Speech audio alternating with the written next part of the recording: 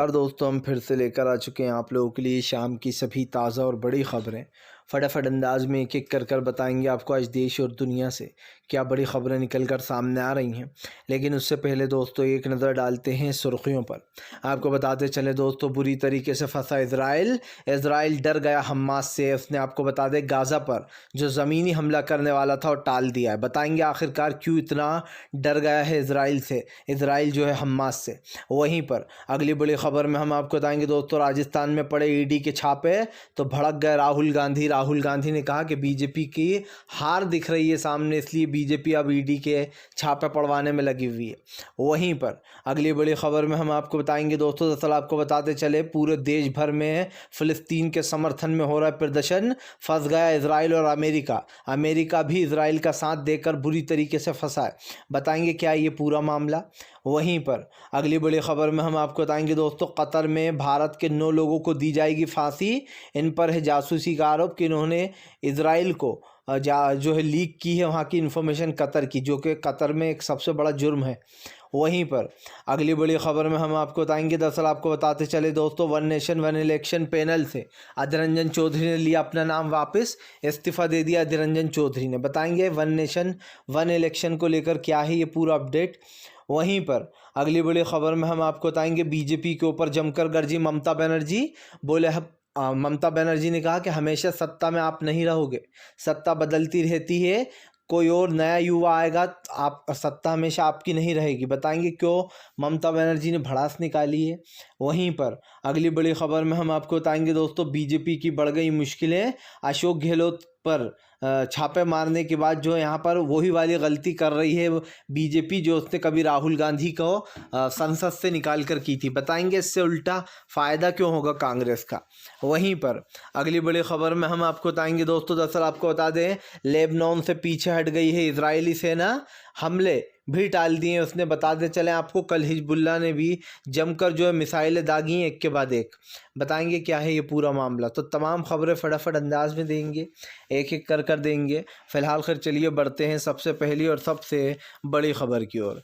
दरअसल दोस्तों आपको बताते चले, इजराइल की टाइट हुई हवा, फ़िलिस्तीनियों के ऊपर अत्याचार कर के डर गया इजराइल। आपको बताते चले हमास इजराइल के ऊपर भारी पड़ गया है।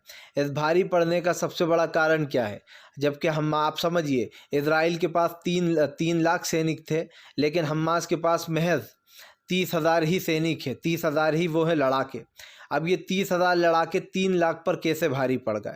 दरअसल दोस्तों आपको बता दें, हमास की जो सुरंगें हैं वो बहुत ही ख़तरनाक है। एक पूर्व सैनिक ने खुलासा किया था कि हमास की सुरंगों में जाना मतलब अपनी मौत को दावत देना है, वहाँ से कोई ज़िंदा लौट के वापस नहीं आ सकता। माना जाता है कि हमास ने नीचे सुरंगें खोद रखी हैं, और दोस्तों वो सुरंगें इतनी ख़तरनाक है कि अगर हमास से कोई भी उलझेगा और उस सुरंग तक पहुंचने की कोशिश करेगा तो वो मारा जाएगा, क्योंकि वो सुरंगें बहुत ख़तरनाक बनाई गई हैं। ऐसे में दोस्तों हमास के आगे इजराइल अपना कदम पीछे हटाता चला जा रहा है।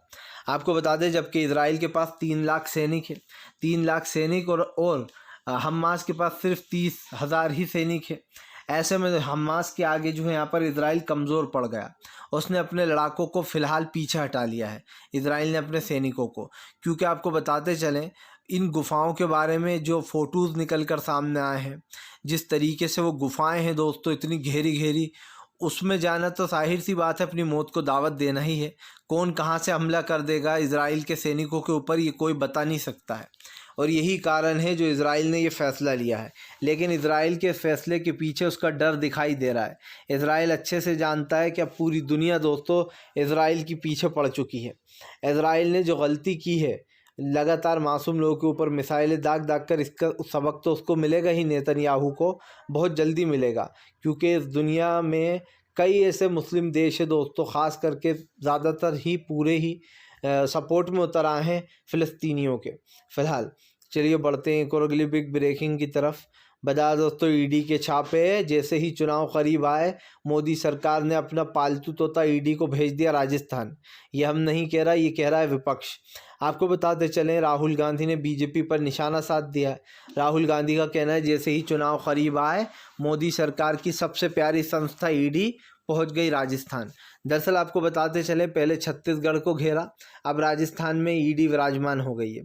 कल अशोक गहलोत के बेटे को नोटिस जारी कर दिया गया और जो वहाँ के वो हैं दोस्तों प्रदेश अध्यक्ष, उनके घर पर जमकर छापेमारी हुई और इल्ज़ाम लगाया गया कि आपने पेपर लीक कराए हैं, आपका कोचिंग से लेना देना है। इस तमाम आरोप उनके ऊपर थे जो ईडी जिसकी जांच करने गई थी। आपको बता दें अब इस सब को लेकर अशोक गहलोत और राहुल गांधी भड़के हुए हैं। राहुल गांधी ने कहा कि जैसे ही चुनाव करीब आते हैं मोदी सरकार ईडी की कार्रवाइयां तेज कर देती है। राहुल ने कहा कि जनता सब जानती है, जनता देख रही है कि कैसे चुनाव करीब आते से ही ईडी आ गई। आपको बता दें बीजेपी के ऊपर यह आरोप लग रहा है कि बीजेपी जानबूझकर ईडी वाली राजनीति कर रही है और इसको लेकर वो बुरी हुई फंसी हुई भी है। और मुझे तो ऐसा ही लग रहा है दोस्तों कि फ़िलहाल ईडी कर मोदी सरकार बताना क्या चाहती है, वो सिर्फ डराने की कोशिश कर रही है। लेकिन जाहिर सी बात है, राजस्थान की जनता हो, छत्तीसगढ़ की जनता हो या पूरे देश की जनता हो, वो सब जानते हैं अब तो बीजेपी के हथकंडों को कि बीजेपी का ये गेम बन चुका है। चुनाव करीब आए, लोगों के घर पर ईडी सीबीआई की रेड पड़वा दो। फिलहाल चलिए बढ़ते हैं एक और अगली बिग ब्रेकिंग की तरफ। बता दोस्तों अगली जो बड़ी खबर निकल कर आ रही है, आपको बताते चले दोस्तों, पूरी दुनिया में फ़लस्तीन के समर्थन में प्रदर्शन, इजराइल के ख़िलाफ़ हुई पूरी दुनिया। दोस्तों आप समझिए, ये एक देश की बात नहीं हो रही है या दो देश की बात नहीं हो रही है, ये पूरी दुनिया की बात हो रही है। हमारे इंडिया से लेकर तो दोस्तों हर उस स्टेट तक, हर उस देश तक जो है यहाँ पर आवाज़ें उठ रही हैं जिन लोगों ने फ़िलिस्तीनियों के ऊपर अत्याचार किया है। मैं कहता हूँ सिर्फ फ़िलिस्तीनियों के ऊपर ही ये अत्याचार क्यों करता है इजराइल दोस्तों? क्योंकि वो एक यहूदी है। यहूदी का मतलब आप समझेंगे नहीं दोस्तों, कुछ लोग समझ गए होंगे। दरअसल मुस्लिम समाज में जो पैगंबर मोहम्मद साहब को माना जाता है दोस्तों, उनका जब वो रूहपोश हुए थे, यानी कि जब वो दुनिया से गए थे, तो माना जाता है यहूदियों ने उनको पानी तक नहीं दिया था। और ये वही यहूदी समाज है जो मुस्लिमों के ऊपर अत्याचार कर रहा है, इजराइल। अब नेतन्याहू जो है दोस्तों, उसके ख़िलाफ़ पूरी दुनिया भर में प्रदर्शन चल रहा है। इससे पूरी की पूरा इजराइल डरा बैठा है, क्योंकि आपको याद होगा अभी यूएन के मानव अधिकार ने क्या बयान दिया कि हमास ने यूं ही हमला नहीं कर दिया है। हमास ने हमला सोच समझ कर किया है, क्योंकि 56 साल से ये लोग, इजराइल के लोग जो है बेचारे फ़िलिस्तीनियों की ज़मीन हड़प रहे हैं। और ये आपको याद होगा अटल बिहारी वाजपेयी का एक पुराना वीडियो, जिसमें अटल बिहारी वाजपेयी कह रहे हैं कि फ़िलिस्तीनियों की ज़मीन लौटाना चाहिए इजराइल को, क्योंकि वो लगातार इनकी ज़मीनों पर कब्ज़े कर रहा है। ये माजरा आज का नहीं है दोस्तों, 56 साल से बताया जाता है कि इजराइल जो है वो फ़िलिस्तीनियों की ज़मीनों पर कब्ज़ा कर रहा है। और यही नहीं दोस्तों, अब पूरी देश भर में, पूरी दुनिया भर में जब फ़िलिस्तीन के समर्थन में लोग उतर गए, तो यहाँ तक कि इजराइल अमेरिका को भी डर लग रहा है। क्योंकि आपको बताते चलें, अमेरिका के ऊपर लोगों का गुस्सा फूटा है, क्योंकि अमेरिका ने ही इजराइल का साथ दिया है। और अब तो एक नया निकल कर आया, लोग कह रहे हैं कि अरे जो इजराइल है वो पीछे हट रहा है, और मतलब समझिए एक डर है दोस्तों एक। फ़िलहाल चलिए बढ़ते हैं एक और अगली बिग ब्रेकिंग की तरफ। बता दोस्तों अगली जो बड़ी खबर निकल कर आ रही है, ममता बनर्जी का बीजेपी के ऊपर बड़ा हमला। ममता बनर्जी बोली हमेशा सत्ता में आप नहीं रहोगे, इस देश के युवा आएगा फिर आप क्या करोगे। उन्होंने कहा कि बीजेपी को लगता है कि हमेशा सत्ता में वही रहे और सत्ता कभी पलटे ही ना। अब ममता बनर्जी ने कहा कि इस देश की राजनीति जो है वो ऐसी ही है, आज आप राजनीति में हो, कल कोई और होगा उस पद पर। उन्होंने कहा कि देश के युवा आगे बढ़ना है, देश का जो भविष्य है कल कोई और होगा इस पद पर। ममता बनर्जी ने कहा कि बीजेपी को लगता है कि बस हम आ गए हैं पद पर, तो अब हम ही बैठे रहें और इसी तरीके के भ्रष्टाचार फैलाते रहें। ममता बनर्जी ने कहा कि बीजेपी धीरे धीरे कर देश का इतिहास बदलना चाहती है। उन्होंने कहा बुकों के नाम बदले जा रहे हैं, जगहों के नाम बदले जा रहे हैं, लोगों को गलत सलत इन्फॉर्मेशन दी जा रही है। ममता बनर्जी ने कहा कि बीजेपी को लगता है वो इतिहास बदल देगी, किताबों का नाम बदलने से या फिर आरएसएस के चैप्टर किताबों में डालने से, गांधी और गोडसे का चैप्टर हटाने से इनको लगता है कि लोग इतिहास भूल जाएंगे। उस बुकों से इतिहास ये लोग मिटा सकते हैं कि, लेकिन लोगों के दिमाग से नहीं। वो बुक स्कूल में ना मिले, जगह जगह लोगों को बुकें मिल सकती हैं दोस्तों। लेकिन सवाल वही है, वो ममता बनर्जी का सवाल गलत नहीं है कि बीजेपी सिर्फ इतिहास मिटाना चाहती है, क्योंकि उसको इतिहास बनाने में तो दोस्तों कोई दिलचस्पी है ही नहीं। लेकिन ये चाहते हैं कि जो हमारे देश के लिए जिन शूरवीरों ने जो किया, चाहे जिन लोगों ने जान दी हो देश के लिए, उन लोगों का भी इतिहास दोस्तों बीजेपी मिटाने की फिराक में रहती है। हमने तो कई बार गृह मंत्री अमित शाह को ये कहते हुए सुन लिया कि इतिहास में कई चीज़ें मिसिंग है, कई चीज़ों को लिखा ही नहीं गया है। मानो उस वक़्त गृह मंत्री अमित शाह इस दुनिया में ही थे जब इतिहास लिखा जा रहा था, और उनको सब पता था कि कौन सी चीज़ मिसिंग हो रही है। आप समझिए, इतिहास ऐसे वैसे लोगों ने नहीं लिखा, जानकार लोगों ने लिखा है, जिन्होंने आंखों बीती ये सब कुछ देखा है। गृह मंत्री अमित शाह को कैसे पता कि इतिहास में क्या था और क्या नहीं था। फिलहाल चलिए बढ़ते हैं एक और अगली बिग ब्रेकिंग की तरफ। बता दोस्तों अगली जो बड़ी खबर निकल कर आ रही है, दरअसल आपको बताते चले दोस्तों, कतर में दी जाएगी भारत के 9 सैनिकों को, पूर्व नौकरशाहों को जो है यहाँ पर फांसी। इसको लेकर अब कतर कहीं ना कहीं घिरता हुआ नजर आ रहा है। दरअसल आपको बताते चले, ये माना जा रहा है कि कतर में जो 9 लोग भारत के रह रहे थे, वो लोग दोस्तों इजराइल को वहाँ की कतर की इन्फॉर्मेशन सेंड कर रहे थे। और ये कतर में एक बहुत बड़ा जुर्म है कि अगर आप वहाँ की इन्फॉर्मेशन लीक करते हो, खैर कतर में क्या, ये तो हर जगह ही है कि अगर आप भारत की इन्फॉर्मेशन लीक करोगे या किसी भी देश की करोगे तो आपको ये सज़ा मिल सकती है। लेकिन भारत के वो पूर्व सैनिक हैं जिनको ये 9 लोगों को सज़ा सुनाई गई है। बताया जा रहा है वो गुपचुप तरीके से वहाँ की जो इन्फॉर्मेशन है वो लीक कर रहे थे इजराइल को। लेकिन आपको बताते चले दोस्तों, कतर के ख़िलाफ़ कभी भी कोई आवाज़ नहीं उठाता है। इसका सबसे बड़ा रीज़न क्या है, कतर सबसे मजबूत देशों में क्यों आता है? क्योंकि कतर के पास दोस्तों गैस चेम्बर है। कहने को तो कतर एक छोटा सा देश है, लेकिन कतर अपनी ज़मीन के नीचे गैस चेम्बर लेकर बैठा है और उसके पास गैस का भंडार है। इसीलिए आपको बताते चले, कतर के बारे में कभी कोई कुछ नहीं बोलता है। अमेरिका से लेकर तो बड़े से बड़ा और छोटे से छोटा देश भी चुप रहता है। कतर माना जाता है कि कई संगठनों की मदद करता है। कतर के ऊपर ये आरोप भी लगते रहते हैं कि वो आतंकवादी संगठनों को फंडिंग करता है। लेकिन आपको बताते चलें दोस्तों, कतर भी कहीं ना कहीं उस लिस्ट में है जो लोग इजराइल वाले लोग जो हमला कर रहे हैं, उसमें कहीं ना कहीं कतर का भी सपोर्ट है फ़िलिस्तीनियों को, क्योंकि फ़िलिस्तीनियों के साथ गलत हो रहा है। ऐसे में आपको बता दें, भारत के संबंध भी कतर के साथ काफ़ी अच्छे हैं। ख़ुद प्रधानमंत्री कई बार जाते हैं और वहाँ पर जाकर मुलाकात भी करते हैं। चलिए बढ़ते हैं एक और अगली बिग ब्रेकिंग की तरफ। बता दोस्तों अगली जो बड़ी खबर निकल कर आ रही है, आपको बताते चले दोस्तों, बीजेपी के ऊपर जमकर भड़कते हुए नजर आए अखिलेश यादव। अखिलेश बोले जैसे ही चुनाव करीब आते हैं बीजेपी के ईडी और सीबीआई एक्टिव हो जाती है। आपको बताते चलें, अखिलेश यादव ने बीजेपी के ऊपर निशाना साधते हुए कहा कि इंडिया गठबंधन बीजेपी को सत्ता से बाहर करेगा। अखिलेश ने कहा कि देखना आने वाले समय में बीजेपी सत्ता से बाहर हो जाएगी। दरअसल दोस्तों मामला पूरा क्या समझ लीजिए, इस वक्त पूरी की पूरी जो टीम है बीजेपी की, वो बहुत ज़्यादा डरी हुई है। बीजेपी को बस एक चीज़ समझ में नहीं आ रही है कि इस वक्त वो करे तो क्या करे, क्योंकि जाहिर सी बात है, आपने जो है लोगों को जो समझाने की कोशिश की, जो डराने धमकाने की ईडी सीबीआई से, वो तो हो नहीं रहा है। इसको लेकर अखिलेश ने साफ कर दिया। अखिलेश ने कहा कि आने वाले समय में बीजेपी की सत्ता ही हट जाएगी इस देश से, उस वक्त लोग जो है जश्न मनाएंगे। अखिलेश यादव ने कहा कि पीडीआई बीजेपी को हराएगा। उन्होंने कहा हमारा लक्ष्य साफ है, 80 सीटों पर हम दावा ठोकेंगे।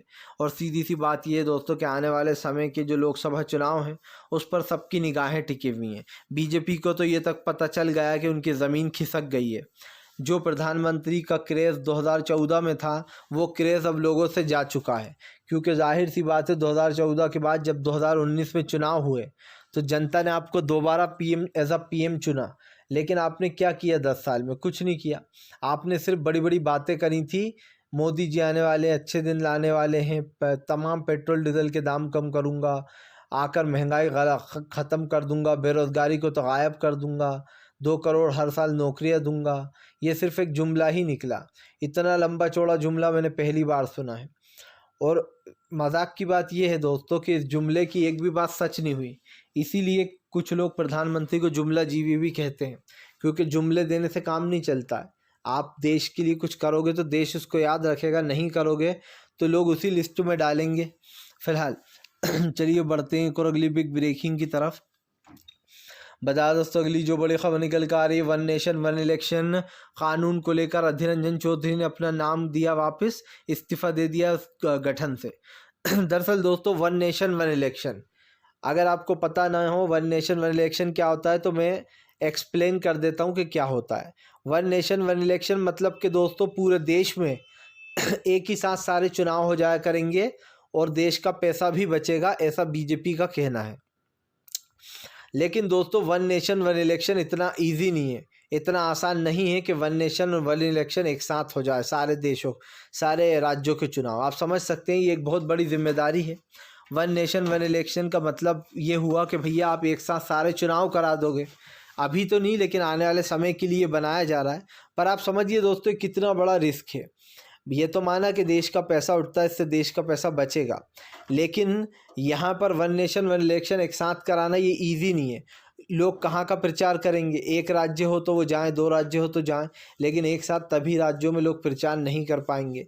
इससे कई बेनिफिट है तो कई नुकसान भी हैं। वन नेशन वन इलेक्शन में हो सकता है दोस्तों बीजेपी ज़्यादा घोटाले करने लगे, और भी कई तरीके के रिस्क हैं इसमें। लेकिन अधीर रंजन चौधरी का नाम लेने से वापस लेने का मतलब एक ही है कि ये सब कुछ ढोंग हो रहा है दोस्तों। अभी आपने देखा कि महिला आरक्षण बिल लाया गया, इससे पहले इंडिया का नाम बदलने की कोशिश की जा रही थी, भारत भारत कर रहे थे। अब ये नया जुमला लाया गया वन नेशन वन इलेक्शन का।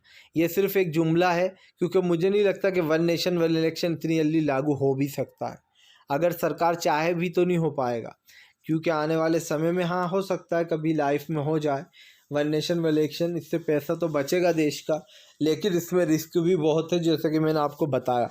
फिलहाल चलिए बढ़ते हैं एक और अगली बिग ब्रेकिंग की तरफ। बता दोस्तों अगली जो बड़ी खबर निकल कर आ रही है, अमेरिका रोने लगा। अमेरिका बोला ईरान का साथ इजराइल का साथ देने के बाद हम पर हुए हैं कई बार अटैक। दरअसल दोस्तों अब अमेरिका की भी रोना निकल गया है। उसने बड़े खुलकर जो इजराइल का साथ दिया था, अब उसको इसका वो चुकाना भी पड़ रहा है। आपको बताते चलें अमेरिका का जो ऑफिस है दोस्तों, उसके ऊपर कई बार हमले कर दिए गए।